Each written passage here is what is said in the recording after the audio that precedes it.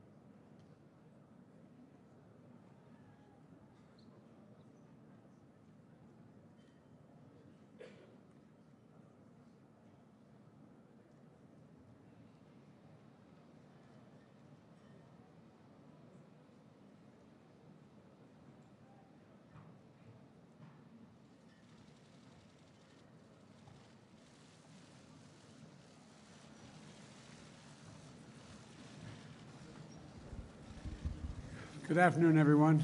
Thank you. If you have a seat, please sit down. I think someone else walked in the room. Thank you very much for taking the time to be here. I think we can all agree that this has been a historic NATO summit. Some of the folks have been covering me for a while.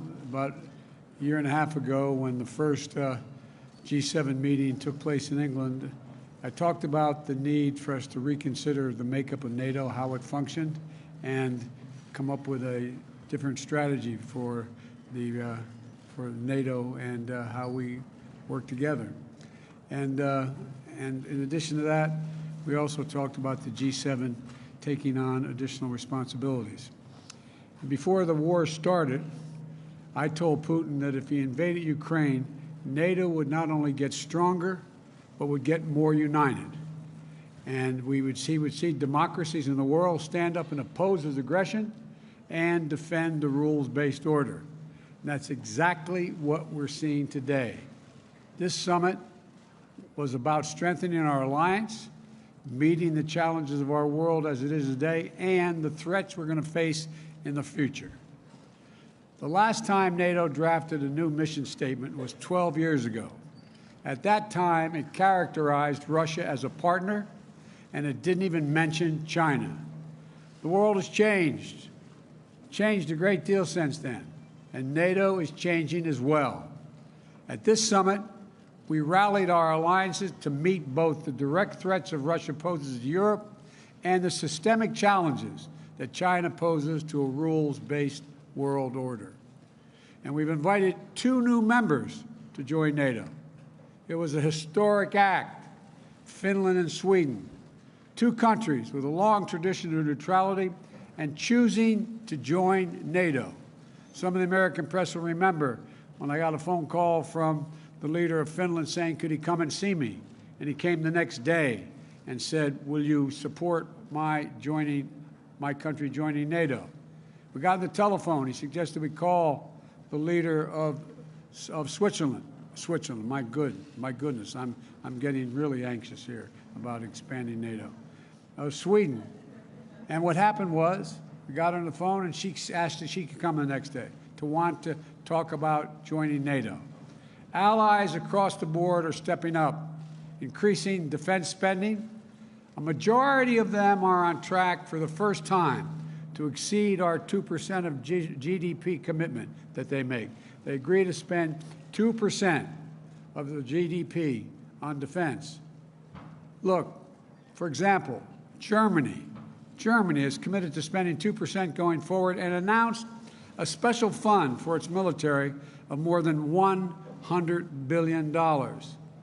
Slovakia, the Czech Republic, and the Netherlands have announced they will also meet their 2% commitments. Poland, Romania, Estonia, Latvia, Lithuania are doing more than 2.5%, some as high as 3%. Together, deploying more assets and capabilities to bolster our alliances across all domains: land, air, sea, cyber, and space. We've reaffirmed that our Article 5 commitment is sacred, and an attack on one is an attack on all, and we will defend every inch of NATO territory. Every inch of NATO territory. For our part, the United States is doing exactly what I said we would do if Putin invaded. Enhance our force posture in Europe. We'll station more ships here in Spain. We're stationing more air defense in Italy and Germany, more F-35s in the United Kingdom, and to strengthen our eastern flank, new permanent headquarters for the Army 5th Corps in Poland. In addition, an additional brigade combat team position in Romania, and additional rotational deployments in the Baltic countries. Things are changing to adapt to the world as we have it today. And all this is against the backdrop of our response to Russia's aggression and to help Ukraine defend itself. The United States is rallying the world to stand with Ukraine. Allies and partners around the globe are making significant contributions. Secretary Austin just brought together more than 50 countries, pledging new commitments. And this is a global effort to support Ukraine. Nearly 140,000 anti-tank systems, more than 600 tanks, nearly 500 artillery systems, more than 600,000 rounds of artillery ammunition, as well as advanced multiple launch rocket systems, anti-ship systems, and air defense systems. And again, the United States is leading the way. We provided Ukraine with nearly $7 billion in security assistance since I took office. The next few days, we intend to announce more than $800 million more, including new advanced Western air defense systems for Ukraine, more artillery and ammunition, counter battery radars, additional ammunition for the HIMARS multiple launch rocket systems we've already given Ukraine, and more HIMARS coming from other countries as well. We also welcome for the first time our partners in the Indo-Pacific to participate in the NATO summit. As I indicated to Putin, his action would cause worldwide response. Bringing together democratic allies and partners from the Atlantic and the Pacific to focus on the challenges that matter to our future and to defend the rules-based order against the challenges, including from China. In the G7 in Germany, we also launched what started off to be the Build Back Better notion, but it's morphed into the Partnership for Global Infrastructure and Investment to offer developing and middle-income countries better options to meet their urgent infrastructure needs. Because when the United States and G7 countries put skin in the game, it helps bring millions of dollars up to, before it's all over, up to possibly $1 trillion of private sector money off the sidelines. $600 billion in just the next few years. Unlike China, these projects will be done transparently and with very high standards. For example, the U.S. government just facilitated a new partnership between two American firms and the government of Angola to invest $2 billion building a significant solar project in Angola. It's a partnership that will help Angola meet its climate goals and energy needs while creating new markets for American technologies and good jobs excuse me, in Angola. As you heard me say before, when I think climate, I think jobs. And the G7 also said we'd work together to take on China's abusive and coercive trade practices and rid our supply chains of products made with forced labor. We task our teams to work on the details of the price cap on Russian oil to drive down Putin's revenues without hurting Americans and others at the gas pump. We'll seek to use the funds from the tariffs on Russian goods to help Ukraine rebuild. We've committed more than $4.5 billion, more than half of that from the United States, to address food insecurity and the immediate crisis caused by the Russian war. At every step of this trip, we set down a marker of unity, determination, and deep capabilities of the democratic nations of the world to do what need be done. Putin thought he could break the transatlantic alliance. He tried to weaken us. He expected our resolve to fracture, but he's getting exactly what he did not want. He wanted the Finlandization of NATO. He got the NATOization of Finland. Just think about this. That's what he thought. Now NATO and Sweden are closer than ever to joining, and this will occur. We're more united than ever. And with the addition of Finland and Sweden, we'll be stronger than ever. They have serious militaries, both of them. We're going to increase the NATO border by 800 miles along the Finnish-Russian border. Sweden is all in. The point is, we're meeting the goals I set out when the first G7 meeting. We're moving to a place that reflects the realities of the second quarter of the 21st century. And we're on the verge of making significant progress. Now I'd be happy to take your questions. And the first question, I'm told, is Darlene Superville from the Associated Press.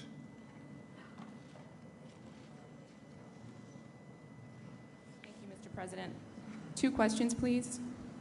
Of course. America is back was your motto at the first NATO summit last year, and you've come to this summit here and the one in Germany after the U.S. Supreme Court overturned constitutional protections for abortion, after the shootings in Buffalo and Texas, at a time of record inflation, and as new polling this week shows that 85% of the U.S. public thinks the country is going in the wrong direction.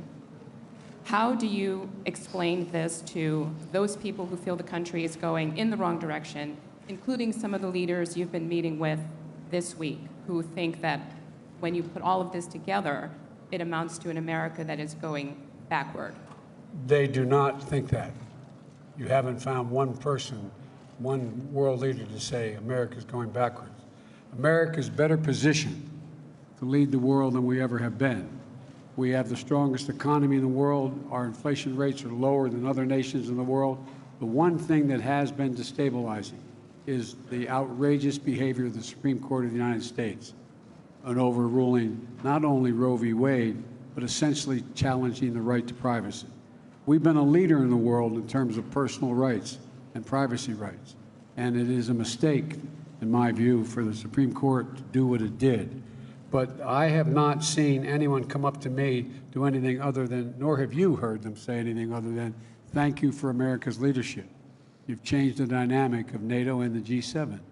So I can understand why the American people are frustrated because of what the Supreme Court did. I can understand why the American people are frustrated because of inflation. But inflation is higher in almost every other country. Prices at the pump are higher in almost every other country.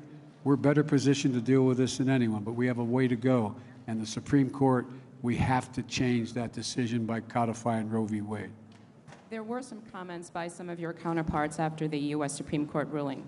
But my second question is, G7 leaders this week pledged to support Ukraine, quote, for as long as it takes. And I'm wondering if you would explain what that means to the American people, for as long as it takes. Does it mean indefinite support from the United States for Ukraine? Or will there come a time when you have to say to President Zelensky that the United States cannot support his country any longer?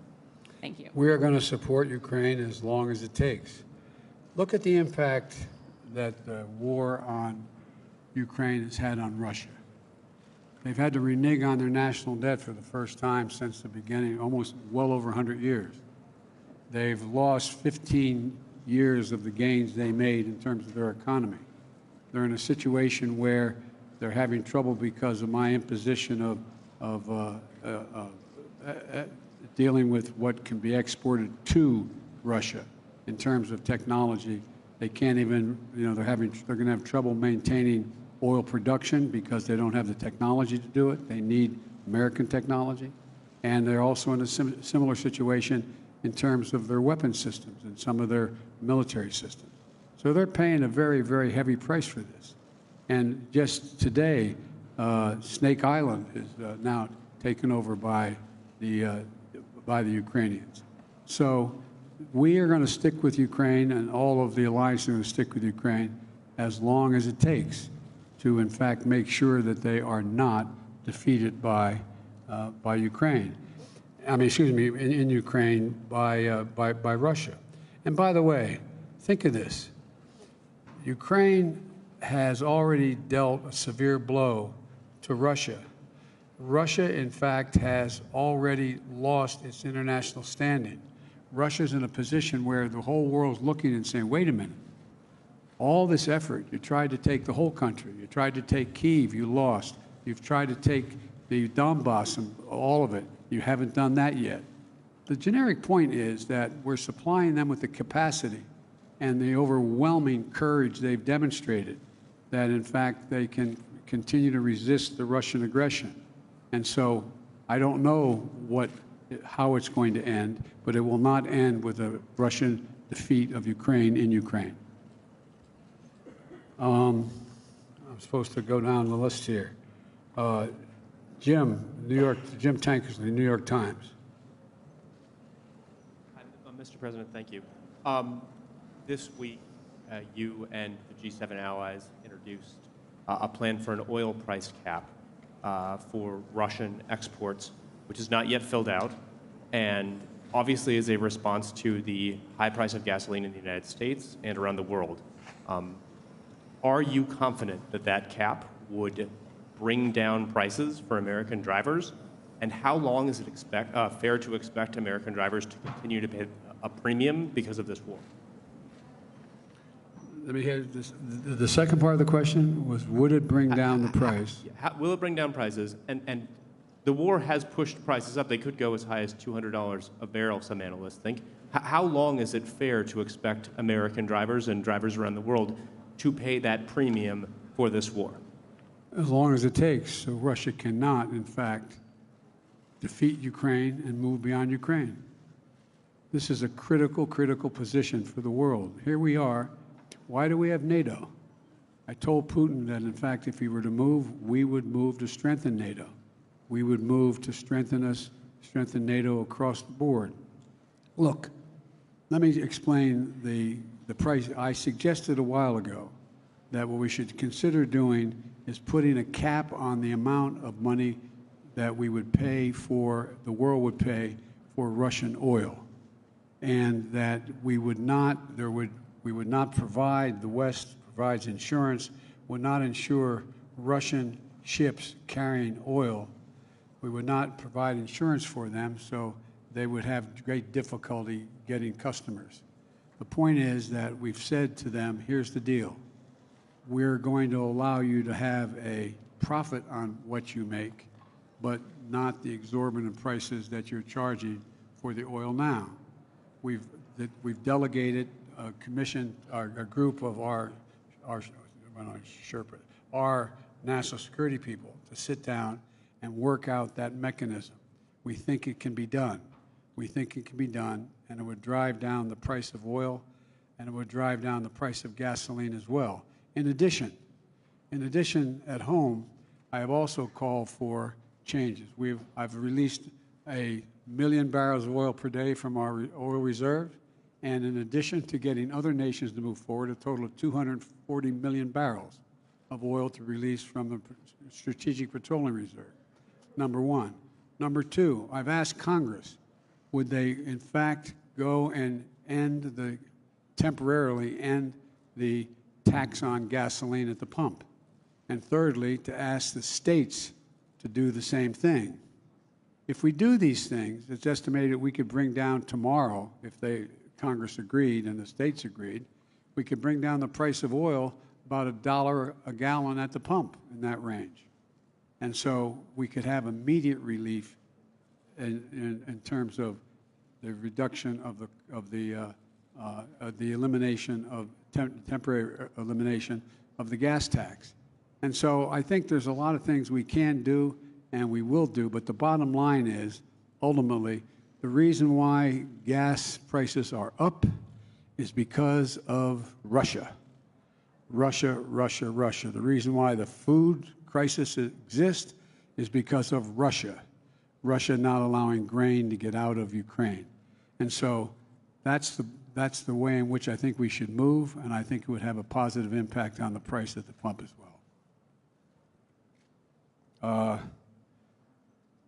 Jordan Fabian, Bloomberg.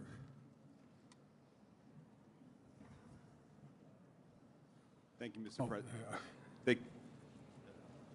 Thank you, Mr. President. I also have two questions for you. Of course. Thanks. The first one is on Turkey. What assurances, if any, did you make to President Erdogan about his requests for new F-16 jets for his military? What I said was I said back in December, as you'll recall, we should sell them the F-16 jets and modernize those jets as well. It's not in our interest not to do that, and I indicated to them that I've not changed my position at all since December. And there was no quid pro quo with that. It was just that we should sell, but I need congressional approval to be able to do that, and I think we can get that. And my second question is on your trip to Saudi Arabia, which is coming up next month. As we just discussed, Americans are paying almost $5 a gallon nationally on average for gas. So do you expect to ask the Crown Prince or the King to increase oil production? And if so, how will you balance that with your desire to hold them accountable for their human rights abuses? Well, first of all, that's not the purpose of the trip. The purpose of the trip, first of all, I'm starting off on that trip in Israel. And the Israelis believe it's really important that I make the trip. In addition to that, what we're trying to do is the G7, it's the Gulf states +3. And so I'm sure that in Saudi Arabia, but it's not about Saudi Arabia. It's in Saudi Arabia. And so there's no commitment that is being made, or I'm not even sure. I guess I will see the King and the Crown Prince, but that's not the meeting I'm going to. They'll be part of a much larger meeting. And what we're talking about in dealing with that trip is that before I go, I'm, as I said, going to Israel to meet with the Israeli leaders to affirm the unbreakable bond Israel and the United States have. And part of the purpose is the trip to the Middle East is to deepen Israel's integration into the region, which I think we're going to be able to do, and which is good for peace and good for Israeli security. And that's why Israel leaders have come out so strongly for my going to Saudi. But the overall piece here is we're also going to try to reduce the deaths and the war that's occurring. I mean, there's a whole range of things that go well beyond anything having to do with Saudi in particular. But if you were to see the Crown Prince or the King, would you ask them to increase oil production? No, I'm not going to ask. I'm going to ask. All the Gulf states are meeting. I've indicated to them that I thought they should be increasing oil production generically, not to the Saudis particularly. And I think I hope we see them in their own interest concluding that makes sense to do.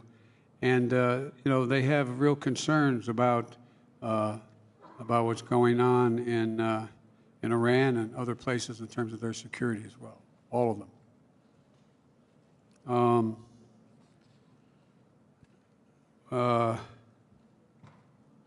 Tarina, the Wall Street Journal.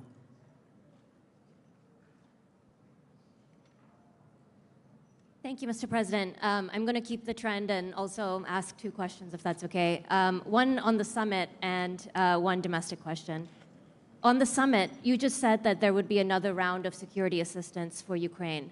After hearing President Zelensky's assessment that the war needs to end before the winter, are you changing your calculation in terms of the pace of the assistance and what kind of assistance you're sending to Ukraine?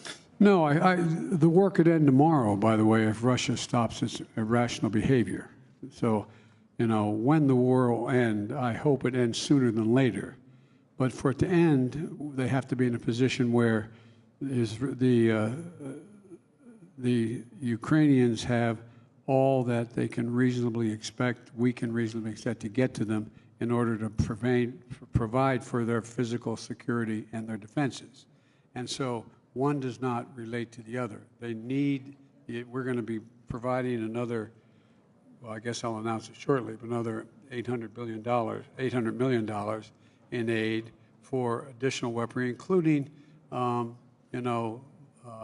weapons, including air defense system, as well as offensive weapons. I have a whole list I'd be happy to give to you, but that's the next tranche that's going to occur.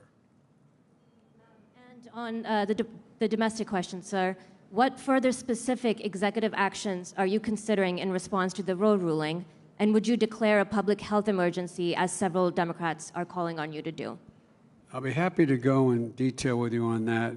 I'm having a meeting with a group of governors when I get home on Friday, and I'll have announcements to make then. But the first and foremost thing we should do is make it clear how outrageous this decision was and how much it impacts not just on a woman's right to choose, which is a critical piece, but on privacy generally, And so I'm going to be talking to the governors as to what actions they think I should be taking as well. But the most important thing to be clear about is we have to change. I believe we have to codify Roe v. Wade in the law, and the way to do that is to make sure the Congress votes to do that. And if the filibuster gets in the way, it's like voting rights. It should be. We provide an exception for this. Require an exception to the filibuster for this action to deal with the Supreme Court decision. Hang on, I got one more here.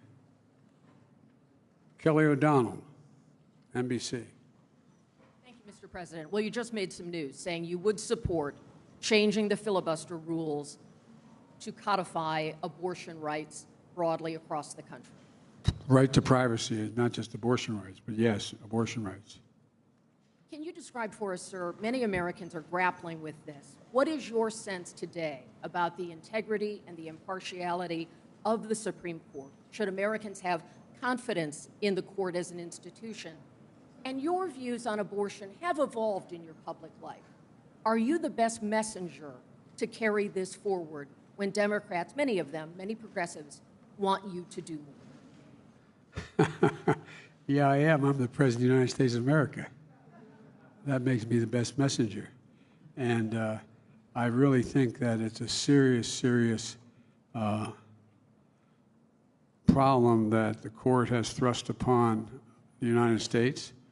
not just in terms of the right to choose, but in terms of the right to who you can marry, a whole range of issues relating to privacy. And I have written way back a number of law review articles about the Ninth Amendment and the 14th Amendment and why the privacy is considered as part of a constitutional guarantee. They've just wiped it all out.